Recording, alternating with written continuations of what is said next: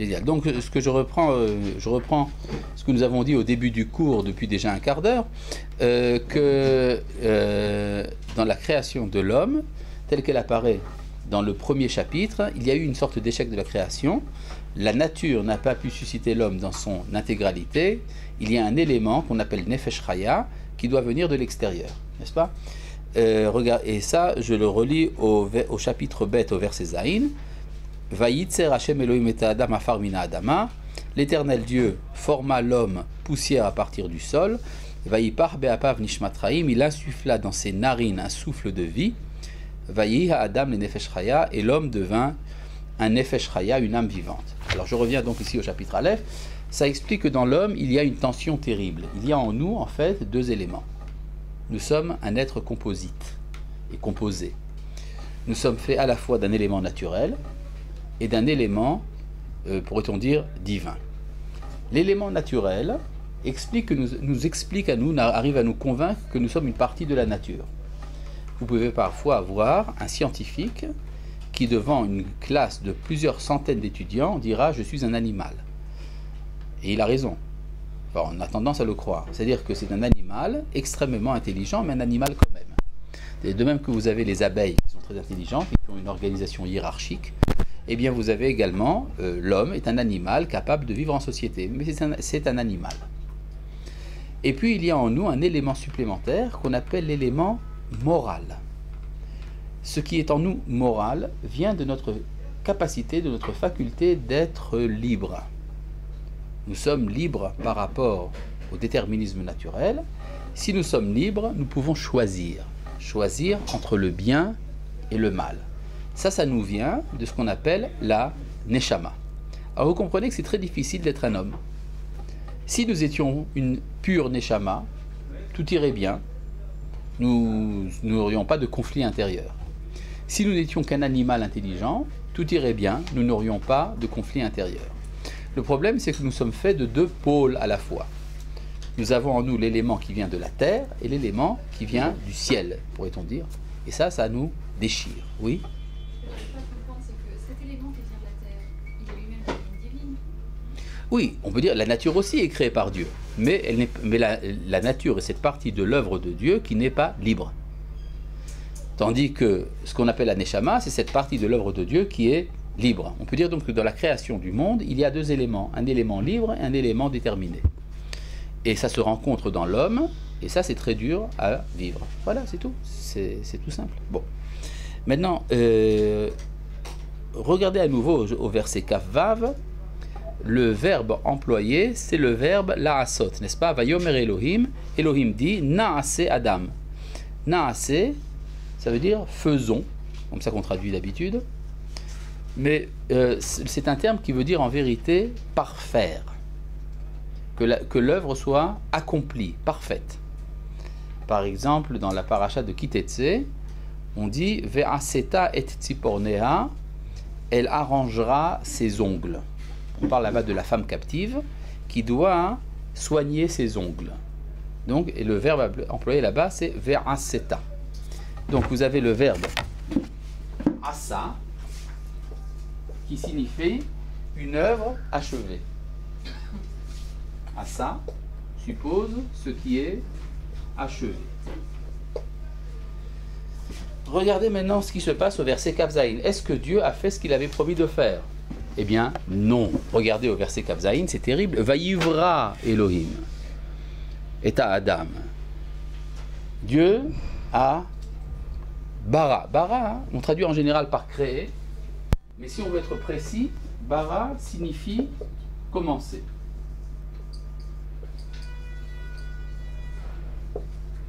C'est-à-dire quelque chose dont on dit qu'il est bara, c'est quelque chose qui a commencé mais qui n'est pas encore achevé.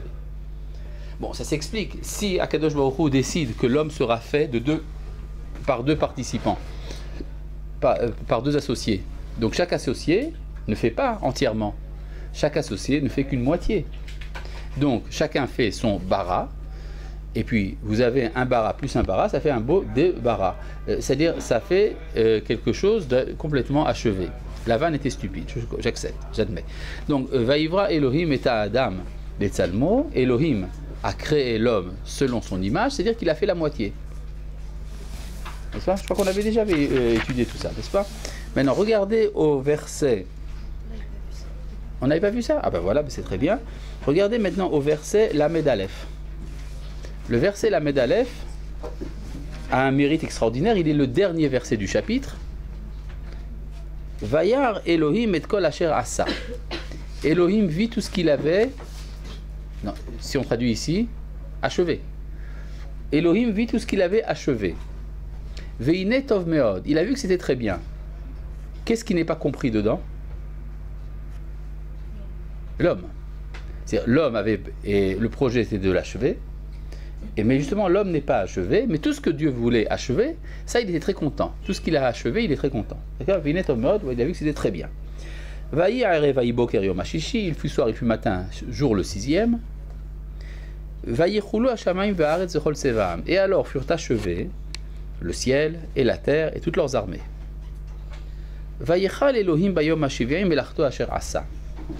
Et Elohim acheva lors du 7e jour l'ouvrage qu'il avait fait, asa, achevé. Remarquez donc ici le verbe, asa. Vaishbot bayom hashivi, il cessa lors du 7e jour. Mikol melarto asher asa, toute l'œuvre qu'il avait fait. Ça comprend tout sauf l'homme. Vaïvarech Elohim et yom hashivi, et Dieu bénit le 7e jour. Vaïkadesh oto, il le sanctifia. Kivo shavat mikol melarto, car en lui il avait cessé tout son ouvrage, asher bara Elohim, que Elohim avait commencé. Ça veut dire que le 7e jour entre et l'œuvre n'est pas achevée. Il y a quelque chose qui n'est pas encore achevé et qui reste à faire. Et là vous avez un mot extraordinaire, la asot, pour achever. C'est-à-dire que dans le 7e jour, la partie qui n'est pas achevée doit être achevée. Quelle est la partie qui doit être achevée dans le 7e jour? L'homme, d'accord? Donc ça vous explique quelque chose de très important. Nous qui vivons en plein 7e jour, on se rend compte de quelque chose. Que de tous les êtres sur Terre, il y en a un seul qui n'a pas fini de se développer, c'est l'homme. Les chats, par exemple, d'aujourd'hui, et les chats d'il y a plusieurs milliers d'années, en fait, sont les mêmes chats. Si vous ouvrez dans les pyramides, on a trouvé des momies de chats, et vous enlevez les bandelettes, et que vous parlez avec le chat, il vous répondra en hiéroglyphe, mais ça fera exactement le même miaou qu'aujourd'hui. Un miaou un peu vieilli quand même, mais ce sera quand même le même miaou. Pour une raison très simple, c'est que l'évolution des chats a cessé. Ça ne veut pas dire qu'elle a totalement cessé, il y a parfois des mutations biologiques infimes qui restent encore chez les chats. C'est-à-dire que... Comment? L'homme aussi n'est pas pareil, non? Oui, alors dans l'homme aussi il y a des mutations. D'accord? Quelques petites mutations. Sur le plan biologique, l'homme d'aujourd'hui et l'homme d'il y a plusieurs milliers d'années, c'est à peu près la même chose. Seulement, il y a dans l'homme un élément supplémentaire, c'est l'élément culturel. Et là, il y a une évolution permanente. Par exemple, nous sommes le seul animal qui porte des vêtements. Comme si la nature était insuffisante. Tous les animaux n'ont pas de vêtements, ils ont même de la fourrure si c'est nécessaire. L'homme est le seul animal qui n'est pas satisfait de ce que la nature lui a donné et qui ajoute un supplément. D'accord? Le supplément, le vêtement. On pourrait presque dire que la définition de l'homme, c'est l'animal qui s'habille. Et c'est comme si, et d'ailleurs on se revêt de plusieurs choses.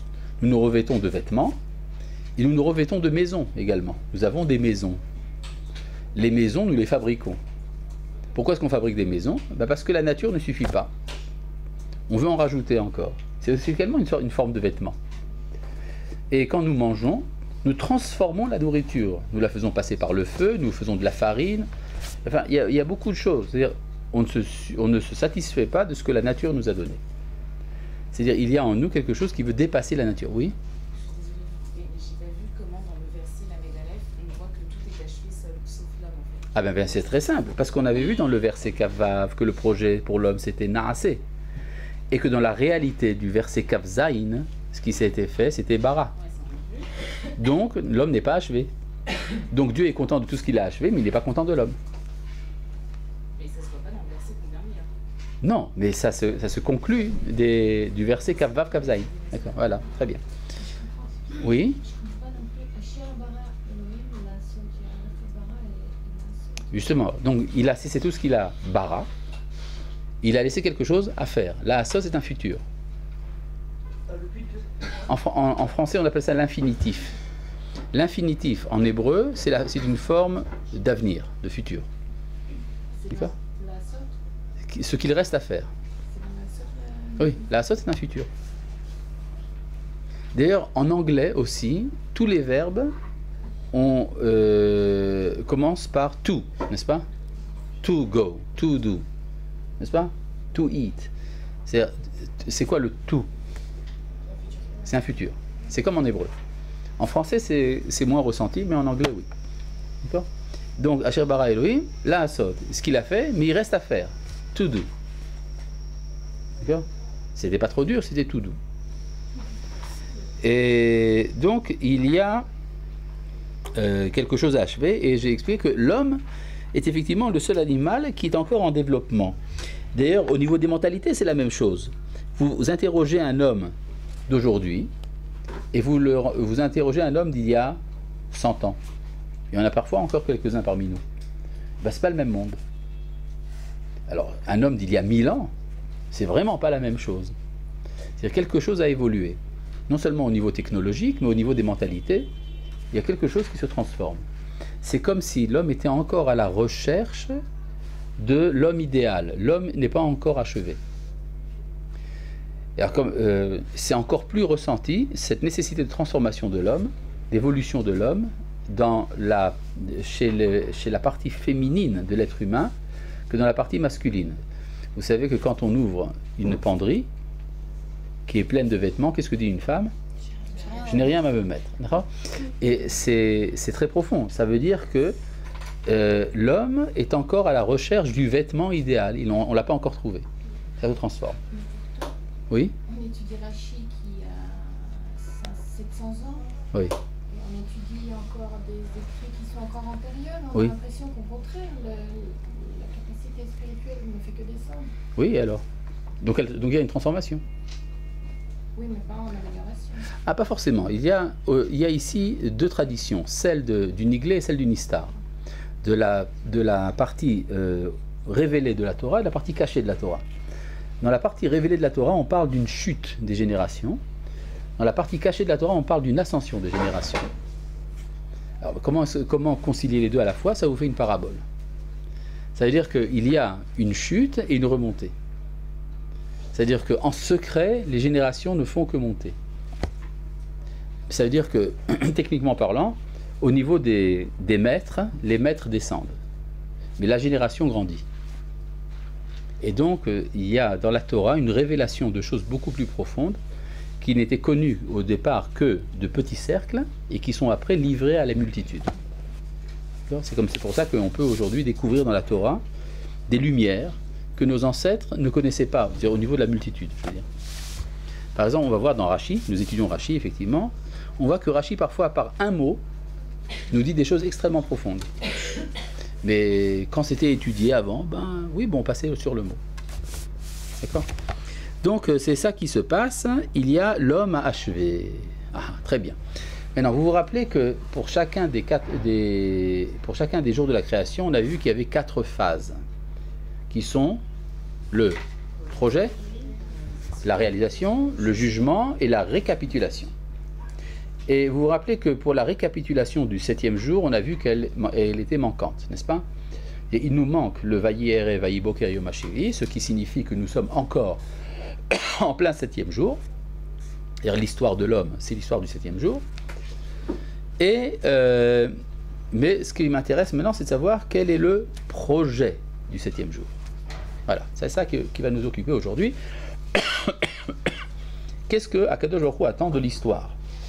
On a déjà compris quelque chose d'important, c'est que dans le centre du 7e jour se trouve l'homme. C'est lui qui doit être achevé. Mais comment doit-il s'achever ? Alors là, nous avons quelques indications dans le texte. Je prends ici au chapitre Bet, au verset Gimel. Vaïvarech Elohim et Yom HaShiviri. Elohim bénit le 7e jour. Bénir, c'est quelque chose qu'on a déjà vu pour les poissons au 5e jour, qu'on a vu également pour l'homme et les bêtes au 6e jour. Donc ce n'est pas particulier au 7e jour. C'est-à-dire dans le 5e, 6e, 7e jour, il y a bénédiction. Bénédiction, ça veut dire dans la tradition hébraïque abondance. Et abondance, en particulier abondance matérielle, c'est ça qu'on appelle beracha, bénédiction. Mais il y a ici quelque chose de nouveau qui intervient, et ça c'est particulier au 7e jour. Vayekadesh oto. Il le sanctifia. Et donc il y a ici un rapport entre le 7e jour et la sainteté. C'est comme si ça voulait dire que l'enjeu du 7e jour, c'est la sainteté. Merci. Alors, le problème est de savoir qu'est-ce qu'on entend par sainteté. C'est très important parce que si c'est vrai ce qui est dit là, ça veut dire que toute l'histoire de l'homme est pour accéder à un niveau d'être qu'on appelle la sainteté. Et une fois que ça va marcher, eh bien, on pourra achever le 7e jour et alors passer au 8e, n'est-ce pas? Au 8e jour.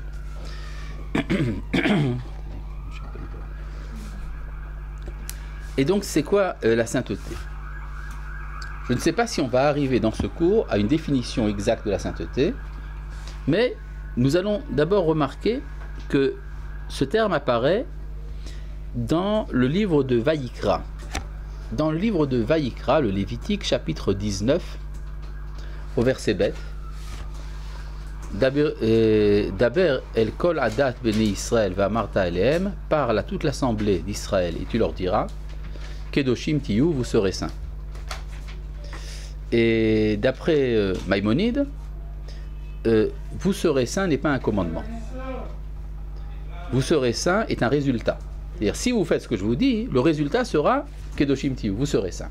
Contrairement à l'opinion du Ramban, mais là nous allons relever l'opinion du Rambam, Maïmonide, qui nous dit, vous serez saints, c'est ce qui ressort de toute la Torah. Kedoshim tiyu. Et sans savoir exactement ce que ça veut dire, ce qui m'intéresse, c'est la suite du verset. Kedoshim tiyu, vous serez saints, ki kadosh ani, car je suis saint. Très bizarre. La motivation. Pourquoi est-ce que je dois être saint? Parce que Dieu est saint, donc je dois être saint aussi. Ah bon? Dieu est invisible, je dois être invisible alors? Hein? Oui, d'accord, mais enfin, c'est quand même bizarre. Il m'a créé à son image, d'accord, mais est-ce que ça veut dire que je dois en tout lui ressembler? Par exemple, si j'aime quelqu'un qui a les yeux verts, alors je lui dis, puisque tu as les yeux verts, j'aurai moi aussi les yeux verts. Mais non, les yeux verts, c'est bien pour une personne, mais pas pour l'autre. Alors, si Akadosh Baruch Hu, il est saint, c'est très bien, mais pourquoi est-ce que, à cause de ça, je devrais être saint? Vous comprenez la difficulté, n'est-ce pas? Kedoshim tiyu ki kadosh ani. Quoi? En quoi le fait qu'Akadosh Baruch Hu est saint m'oblige moi à être saint? Si Akadosh Baruch Hu disait Kedoshim tiyu, soyez saints parce que c'est bien pour vous. Très bien, mais c'est pas ça qu'il dit. Il soyez saints parce que c'est bien pour moi. Parce que moi je suis saint. Ça nous donne une sorte de repère que l'on doit chercher à atteindre. Ça veut dire, ressemblez-moi. C'est-à-dire Kedoshim tiyu kamoni. On devrait dire, soyez saints comme moi. Mais c'est pas ça que dit la Torah. Les Kikadosh a dit, parce que je suis saint, donc vous devez être saint. C'est la cause. Et ça, c'est pas très clair. Pourquoi est-ce que le fait que Kadosh Baruch Hu est Kadosh fait que moi, je dois être Kadosh? Encore sans savoir ce que veut dire exactement Kadosh. N'est-ce pas? Oui. Vous comprenez la difficulté? La réponse est très simple. Oui, mais... ça, je veux bien. B'Tselem Elohim, ça a été dit. Il y a un Tselem, il y a quelque chose en nous qui est divin. Mais s'il y a quelque chose en nous qui est divin, dans ce cas-là, je suis déjà saint. Donc on n'a pas besoin. Donc, on devrait dire donc Kedoshim Atem. Vous êtes saint. Mais Kedoshim Tiyu, c'est une vocation. Vous serez saint. Parce qu'on a dit qu'on n'était pas arrivé en faisant un certain nombre de choses qu'on pourra. Alors justement, j'aimerais savoir ce que ça veut dire exactement. Alors je vais essayer d'expliquer cette phrase de manière plus simple. Quand quelqu'un dit, par exemple, mettez-vous en vêtements de sport parce que moi je suis déjà en vêtements de sport. Ça veut dire quoi? On en parlait On va participer à la même activité. Très bien. On va jouer ensemble. C'est comme ça que je vous disais, voilà, je suis le seul à être saint. Je me sens un peu seul. Soyez saints, nous pourrons jouer ensemble. C'est-à-dire, ce qu'implique la sainteté, c'est la capacité d'une convivialité, d'une rencontre entre la créature et le créateur. On peut répéter la phrase. Entre la créature et le créateur. J'ai répété la fin. Non, juste Ah, ce qui implique la ce que suppose la Kedusha, c'est la création d'une modalité d'être, un mode d'être, qui permet la rencontre entre la créature et le créateur. Donc s'il n'y a pas ça, il n'y a pas de rencontre. Exactement. On pourrait presque dire que c'est ça la définition de la Kedusha.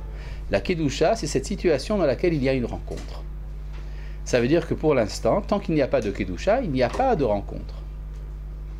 Mais on aurait pu se rencontrer sur un autre mode. Oui, mais attention, si on se rencontre sans Kedusha, c'est probablement mortel. Par exemple, c'est ce qui s'est passé avec Nadav et Avihu. Ils ont essayé de rencontrer le divin, eh bien, ils ont été brûlés. Et il y a par exemple, chez les Goïm, on voit ce qu'on appelle la mystique. La mystique, c'est une aspiration à la mort, en fait. C'est le désir d'adhérer au divin jusqu'à la disparition totale, l'annihilation de mon être dans l'infini. Ça se retrouve dans le bouddhisme, entre autres, mais ça se retrouve dans beaucoup de traditions religieuses. Il y a une sorte d'identification de l'amour de Dieu, de l'adhésion à Dieu avec la mort.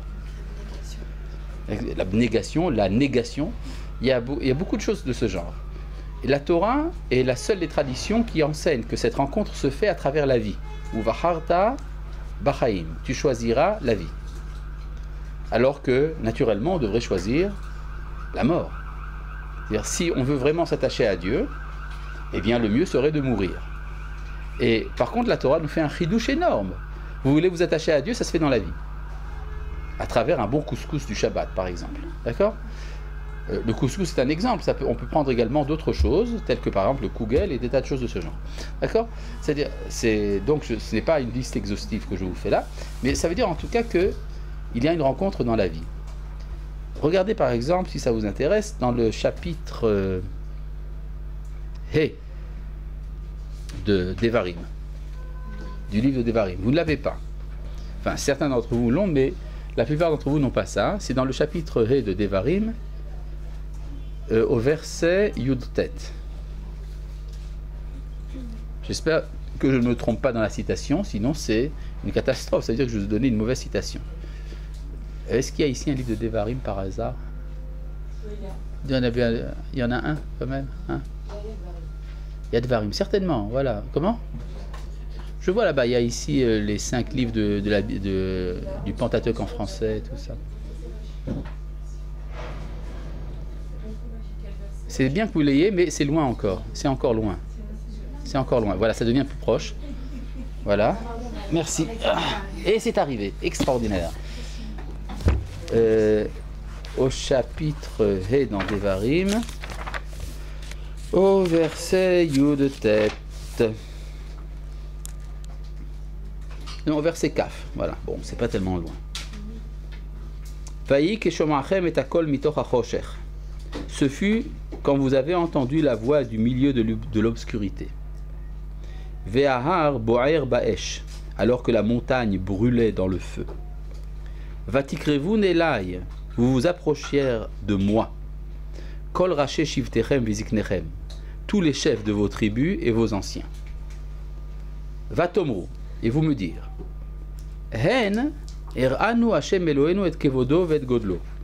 Voici que l'Éternel, notre Dieu, nous a montré sa gloire et sa grandeur.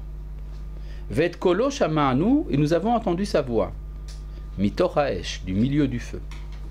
Hayom hazer hainu, en ce jour nous avons vu, ki yedaber Elohim et ha'adam vachai, que Dieu parle à l'homme et qu'il reste vivant. Ve'ata lama namut, et donc présentement, pourquoi mourir? C'est-à-dire, jusqu'à présent, nous comprenions que ça valait la peine de mourir, parce que c'est une manière d'entendre la voix de Dieu. Mais une fois que nous avons découvert que Dieu peut nous parler de notre vivant, donc mourir ne sert plus à rien. Vous avez compris? Et donc dans la Kedusha, il y a cet idéal d'une rencontre entre le créateur et la créature, et que ça se fait dans la vie. N'est-ce pas? Maintenant, comment est-ce que cette rencontre se fait? Qu'est-ce que signifie exactement? Quelles sont les implications de la Kedusha? Ça, c'est encore autre chose. D'accord? Mais c'est certainement pas ce qu'on a l'habitude de penser, une spiritualité extrême. Certains pensent que plus on est spirituel, plus on est proche de Dieu. C'est une erreur, parce que Dieu n'est pas spirituel. Il n'est pas non plus matériel. Il est l'origine du spirituel et du matériel. Donc on le rencontre dans l'unité des deux. Mais on a nous, dans le judaïsme par exemple, Des orientations spiritualistes. des membres d'Am Israël qui sont exclusivement spirituels et qui Oui. sont un peu coupés de notre monde matériel. Oui. Donc ils sont déséquilibrés. Le nazir. Comment? Le nazir. Le nazir, oui, bien sûr. C'est quoi le nazir? Le nazir, c'est celui qui... C'est un ascète, une forme d'ascétisme. D'accord? Alors, ce que nous enseigne Maïmonide, dans le traité des 8 chapitres, c'est que ces comportements-là ont une valeur restreinte. C'est-à-dire, parfois, c'est nécessaire qu'il y en ait un qui fasse ça. Pourquoi c'est nécessaire? Parce qu'il y a un déséquilibre dans le monde. Alors, pour rééquilibrer, alors il va à l'extrême. Mais ce n'est pas en soi une bonne chose. D'accord? Donc, je reprends ici pour la Kedusha, sans entrer encore dans le détail de ce que signifie la Kedusha. En tout cas, il y a ici un projet. Le projet, c'est Kedoshim Tihiyu. Vous serez saints. Alors, si c'est sérieux ce qu'on vient de dire, ça veut dire que viendra un jour où il sera écrit Vayihiyu Kedoshim, et ils furent saints. Vayar Elohim Kitov, et Elohim vit que c'était bien. Vayi Erev, Vayi Boker, il fut soir, il fut matin, 7e jour. Et alors commencera le 8e. D'accord? Bon. Maintenant, il y a un petit problème. C'est que je vous ai dit que le 7e jour n'est pas encore fini. C'est vrai. Mais il y a un problème. C'est qu'il y a un verset dans Vayikra, chapitre 9, verset 1, qui dit en toutes lettres que le 8e jour a commencé. Ouais. Dans Vayikra, chapitre 9, verset 1. Qu'est-ce qu'il y a écrit là-bas? Vayehi, Bayom, Hashemini, et ce fut lors du 8e jour. Et ce fut lors du 8e jour. Ouais, Vayehi, Bayom, Hashemini, et ce fut lors du 8e jour. Oui. Ce qui est écrit avant, c'est qu'il y avait 7 jours. 7 jours pendant lesquels Aaron et ses enfants ont résidé à l'entrée du sanctuaire, avant d'y entrer. Et lorsqu'ils y sont entrés, c'était le 8e jour. Ça veut donc dire que le 8e jour est arrivé après les 7 jours de retenue de Aaron et ses enfants. Pourquoi on a reculé après? Comment? Non, je sais pas, le 8e jour a commencé. Le 8e jour a commencé, mais le 7e jour n'est pas fini. Alors là, ça crée un problème, une tension terrible. Et en fait, le 8e jour a commencé, c'est vrai, mais dans un lieu géographique particulier. Dans le sanctuaire. D'ailleurs, comment on dit un sanctuaire en hébreu? Bet Hamikdash, le lieu de la sainteté. N'est-ce pas? Ve'asuli mikdash, on me fera un sanctuaire, c'est-à-dire un lieu où la sainteté est possible. C'est-à-dire un lieu où la rencontre entre la créature et le créateur peut se réaliser. Ça se passe selon un ordre particulier, il y a des mitzvot qui sont liés à ça. Si ça marche, on est dans le 8e jour. Mais il y a un petit problème, c'est que nous avons une sorte de territoire extraterritorial dans lequel le 8e jour a commencé, alors que dans le reste du monde, on est encore dans le 7e jour. On peut dire que le Bet Hamikdash est une anticipation de l'état futur du monde. C'est-à-dire, si vous voulez savoir de quoi a l'air le 8e jour, vous rentrez dans le Bet Hamikdash, vous avez une visite futuriste dans ce que sera le monde un jour. Pour l'instant, on est dans le 7e. Ça explique une chose très importante. Pourquoi est-ce que le Bet Hamikdash a une tendance permanente à être détruit? Parce que le Bet Hamikdash est un corps étranger dans notre monde. Or, un corps étranger dans un organisme est toujours rejeté. Donc, ce qui est extraordinaire, c'est pas que le Bet Hamikdash soit détruit, ça c'est normal. Qu'il soit construit est quelque chose de paradoxal. Il y a eu des moments dans l'histoire où nous avons eu des Bet Hamikdash. Vous avez eu le Mishkan, vous avez eu le premier temple, le deuxième temple, mais ils ont été systématiquement détruits. Parce qu'il y a une sorte d'opposition entre le monde de la nature et cet élément, c'est le monde de la nature du 7e jour, et cet élément du 8e jour qui s'introduit dans notre monde. On peut dire que c'est une sorte d'ambassade. Pourquoi est-ce que Akadosh Baruch Hu nous fait des choses pareilles? Ben, c'est pour nous habituer, pour transformer le monde graduellement, de sorte qu'un jour, il sera dans la dimension du Beth Amikdash. Il y a des gens qui ont compris ça il y a quelques siècles, il y a un peu plus de 2 siècles, dans un pays d'Europe, où on a fait une révolution universelle. Oui, c'est ça, il y avait une sorte de révolution universelle dans un des pays d'Europe, et ils ont fait là-bas, ils avaient une assemblée dans laquelle ils ont décrété que Dieu existe. Ils ont appelé ça le culte de l'être suprême. Vous avez entendu parler de ça? Dans un des pays d'Europe, il y a un peu plus de 2 siècles, il y a une assemblée nationale qui a décidé de fonder, après avoir éliminé le cléricalisme du clergé, le christianisme et tout le reste, ils ont décidé qu'ils allaient faire une religion rationnelle et nationale. Ils ont appelé ça le culte de l'être suprême. Et alors, Dieu était tout content de pouvoir enfin exister légalement, parce que jusqu'à présent, il était dans l'illégalité. Mais en tout cas, l'Assemblée nationale a décidé qu'il y a un créateur, il y a, ça s'appelle l'être suprême. Ils n'ont pas voulu dire Dieu, ça faisait trop religieux. Et ils ont dit qu'il se manifeste à travers la vérité et la vertu. Et que son sanctuaire, c'est le monde. C'était un peu panthéiste comme ça sur les bords. Son sanctuaire, c'est le monde. Ils avaient donc une sorte d'intuition de ce que ça devrait être le 8e jour. Ils ont même fait quelque chose d'assez extraordinaire. Ils ont aboli la semaine. Ils ont inventé la décade dans le calendrier révolutionnaire. Ils ont décidé maintenant qu'il n'y avait plus 7 jours, il y en a 10. N'est-ce pas? C'était la révolution. Ah oui, c'était la révolution française, c'est ça. J'avais oublié le nom du pays. Et donc, vous savez, quand on a des intuitions futuristes, on fait des gaffes. C'était extrêmement sanguinaire ce qu'ils ont fait là-bas. Ils étaient un peu débordés par leurs idéaux. Et donc, ils ont fait des gaffes monumentales. Mais enfin, finalement, ils se sont fait couper la tête. Et c'est pour ceux qui ne savent pas, il faut apprendre un peu l'histoire de France, c'est intéressant. Bon, en tout cas, donc je reviens ici à l'histoire du 8e jour. Le 8e jour, comment? Vous avez parlé des 10 jours. Ben, ils ont fait des décades. Ils ont voulu dépasser le 7e jour. Et rentrer dans le 8e, 9e, 10e. D'accord? Il y a un midrash qui dit que dans notre monde, on loue Dieu avec une lyre de 7 cordes. Mais viendra un temps où il y aura 8 cordes, et encore plus tard, il y aura 10 cordes. D'accord? Ça deviendra une harpe. Donc, c'est ça le 7e jour avec son projet. Le projet, c'est donc le 8e jour, qui est lié à la sainteté. Oui? Quand on dit que le 8e jour était visible au niveau du Beth Amikdash, est-ce que c'était tous les jours ou juste Yom Kippour pour le Kohen Gadol? Non, c'était tout le temps. Simplement, il y a différents niveaux d'intensité. Par exemple, pendant les fêtes, le Shabbat, jour de Kippour, évidemment, c'est encore plus fort. Mais il y avait différents niveaux d'intensité. Par exemple, la Torah dit que quand on monte pour les fêtes de pèlerinage au Beth Amikdash, c'est pour voir le visage de Dieu, Pene Hashem. C'est-à-dire, il y a un visage qui rencontre un autre visage. Ça s'appelle un face-à-face.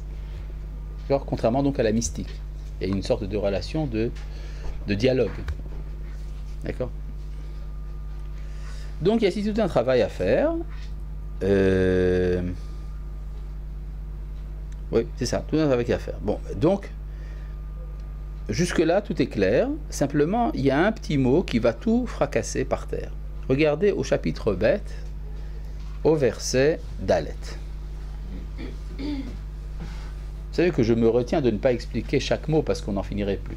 Il faut avancer. Chapitre bête, verset Dalet. Élé. Que veut dire le mot Élé? Voici. Catastrophe. La Gemara nous dit que quand il y a écrit Ve'élé, parfois on dit Ve'élé et voici. Ça vient rajouter sur ce qui a été dit plus haut. Mosif à la Rishonim. Mais quand il y a écrit Élé sans le Vav, ça vient disqualifier ce qui a été dit plus haut. Pas ça les Rishonim. Donc tout ce que nous avons étudié, est à mettre de côté et nous recommençons le récit. Et les Toldot Hashamayim Varetz. Voici les engendrements du ciel et de la terre. Be'ibar et Am lors de leur création. Be'yom Asot Hashem Elohim Eretz Shamayim lorsque l'Éternel Dieu fit ciel et terre et ciel. J'y comprends rien. Donc tout le récit qu'on a étudié jusqu'à présent, tous les cours qu'on a passés, ça sert à rien. Il faut recommencer à zéro. Et les.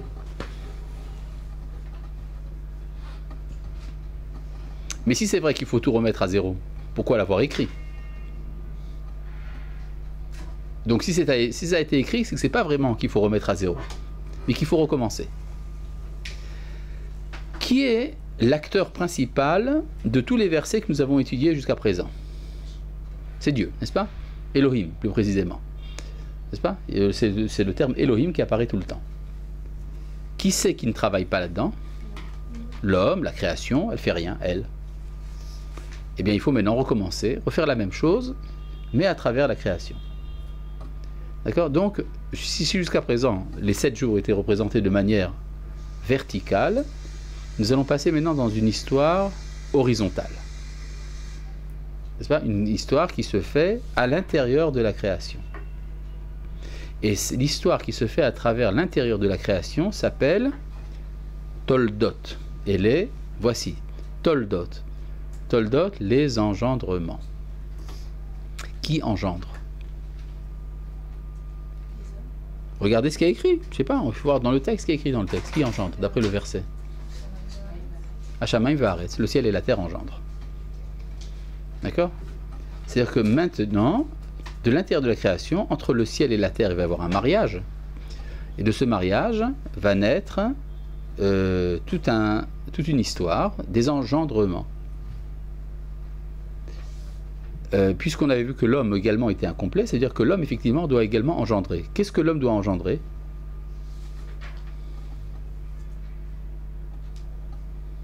Sa descendance. Un homme. Un homme. Mais donc vous avez ici en fait une différence entre le premier homme qui n'est pas engendré par l'homme, par définition.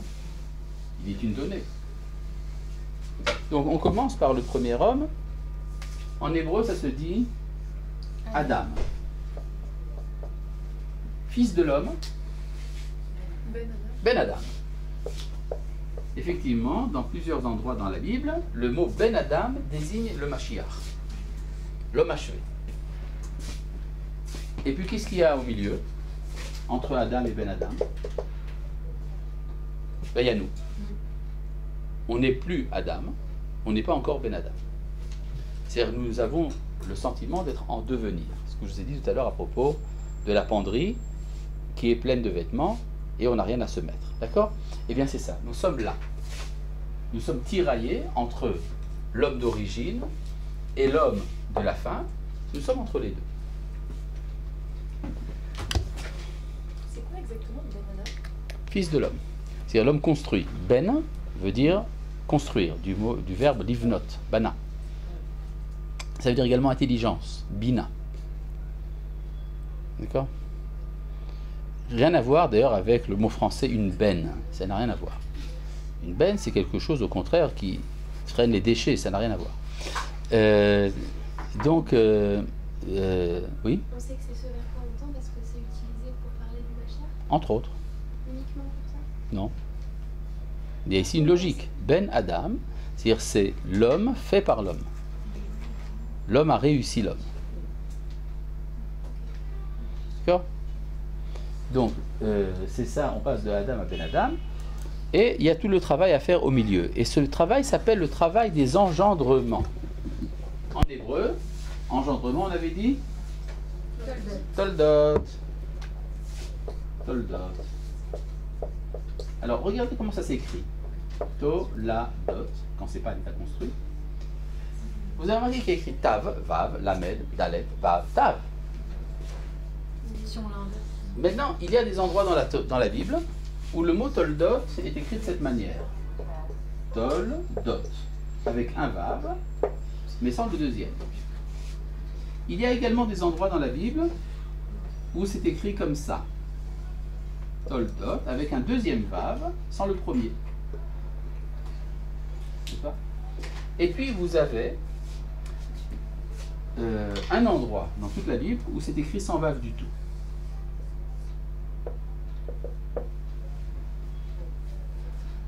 Bon, eh bien pour tout vous dire, le mot Toladot en entier n'apparaît que 2 fois dans toute la Bible. La première fois, allusion, ici. Regardez comment c'est écrit dans le verset d'Aleph. Et les Toledot, Hashamayim Va'aretz. Vous avez ici donc avec 2 vav. La deuxième fois où c'est écrit, c'est dans le livre de Ruth, dans la liste de la famille, dans la généalogie du roi David. Ve'ele Toledot Pa'aretz, voici les engendrements de Péretz.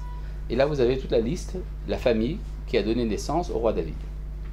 Et là-bas, le mot Toldot est écrit en entier. Pourquoi? Parce que la famille de David, c'est la famille messianique. Cette famille messianique est porteuse donc de la réussite des engendrements. Dans le livre de Ruth. N'est-ce pas? Et donc, c'est seulement 2 fois que c'est écrit en plein. Ah ouais, même dans la paracha Toldot, il manque un. La preuve, c'est que j'ai dit que c'était 2 fois seulement. Donc ça ne peut pas être 3 fois. N'est-ce pas? Dans les autres parachutes de la Torah, vous avez soit Toldot avec un vav au début, soit avec Toldot avec un vav à la fin. Il y a un cas exceptionnel où il n'y a pas de vav du tout. C'est pour les engendrements d'Ishmaël. Et les Toledot Ishmaël, il y a écrit là-bas sans vav du tout. C'est-à-dire c'est là le moins réussi. Mais en tout cas, ça fait partie quand même du développement de l'identité humaine vers son achèvement. Donc, Ele Toledot Hashamayim Ve'aretz, voici donc les engendrements du ciel et de la terre.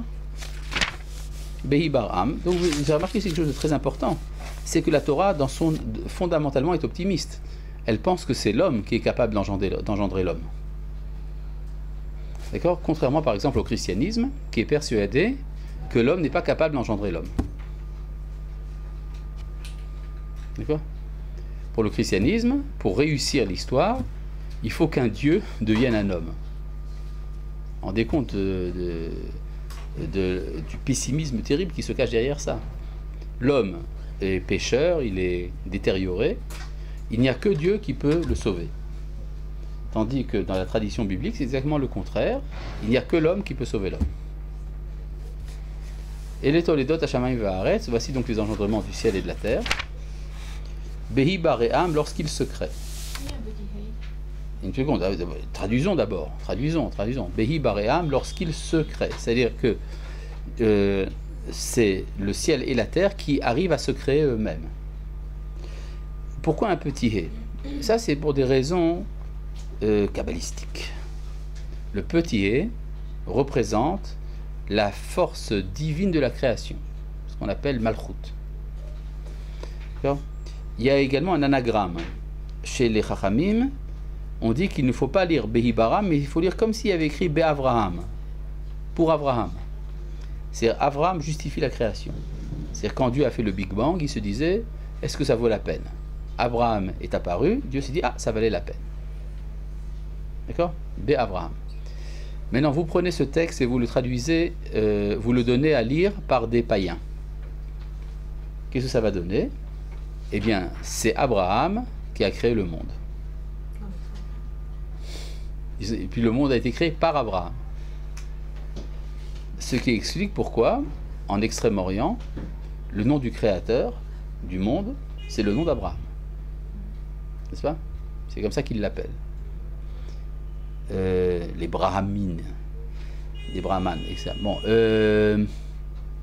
et donc ici, il y a tout un travail qui incombe à l'homme et qui commence à partir de ce moment. Ben voilà, c'est tout pour aujourd'hui. Shalom.